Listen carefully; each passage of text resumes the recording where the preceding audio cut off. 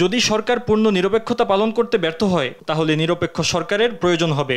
মঙ্গলবার অন্তর্বর্তী সরকারের মেয়াদ নিয়ে বিবিসি বাংলায় দেয়া সাক্ষাৎকারে এক প্রশ্নের জবাবে মির্জা ফখরুল এ মন্তব্য করেন। যদি সরকার সম্পূর্ণ নিরপেক্ষতা পালন করে তাহলেই তারা নির্বাচনে কন্ডাক্ট করা পর্যন্ত থাকবেন, তা না হলে তো নিরপেক্ষ সরকারের প্রয়োজন হবে। মানে আপনার কি ধারণা যে এই সরকারের মধ্যে কোনো পরিবর্তন আসতে পারে? নিরপেক্ষতা প্রশ্ন আসতে পারে, কারণ এখানে আমরা জিনিসটা লক্ষ্য করছি যে আপনার ছাত্ররা তারা একটা রাজনৈতিক দল তৈরি করার কথা চিন্তা করছেন।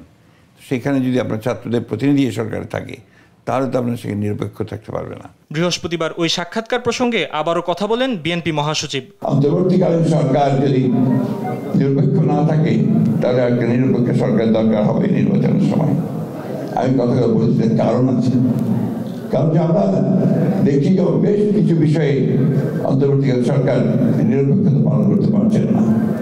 বিএনপি মহাসচিবের বক্তব্যের প্রেক্ষিতে ফেসবুকে পাল্টা মন্তব্য করলেন জুলাই আন্দোলনের ছাত্রনেতা এবং তথ্য ও সম্প্রচার মন্ত্রণালয়ের উপদেষ্টা নাহিদ ইসলাম। ওই পোস্টে তিনি বলেন, বিএনপি মহাসচিব মির্জা ফখরুল ইসলাম আলমগীরের নিরপেক্ষ সরকারের দাবি আরেকটা ১/১১ সরকার গঠনের ইঙ্গিত বহন করে।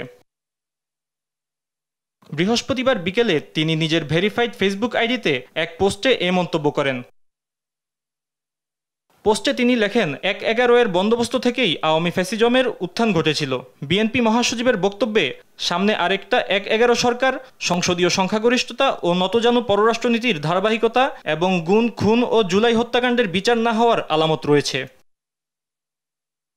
নাহিদ ইসলাম আরও লেখেন, ছাত্র এবং অভ্যুত্থানের নেতৃত্বকে মাইনাস করার পরিকল্পনা ৫ আগস্ট থেকেই শুরু হয়েছিল। ৫ আগস্ট যখন ছাত্র জনতা রাজপথে লড়াই করছে, পুলিশের গুলি অব্যাহত রয়েছে, তখন আমাদের আপোষকামী অনেক জাতীয় নেতৃবৃন্দ ক্যান্টনমেন্টে জনগণকে বাদ দিয়ে নতুন সরকার করার পরিকল্পনায় ব্যস্ত ছিল।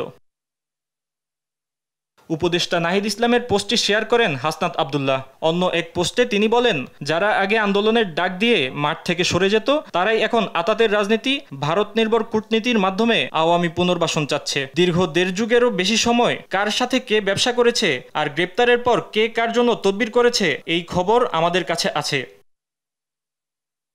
এদিকে যুব ও ক্রীড়া মন্ত্রণালয়ের উপদেষ্টা আসিফ মাহমুদ সজীব ভুঁইয়া এক ফেসবুক পোস্টে লিখেন, সরকারে থেকে রাজনৈতিক দলের সাথে কোনো প্রকার সংশ্লিষ্টতার বিরুদ্ধে আমরাও। একই সাথে রাজনৈতিক দলেরও সরকারের কাজে হস্তক্ষেপ করা অনুচিত। ফাহিম ইউসুফ, দেশ টিভি, ঢাকা।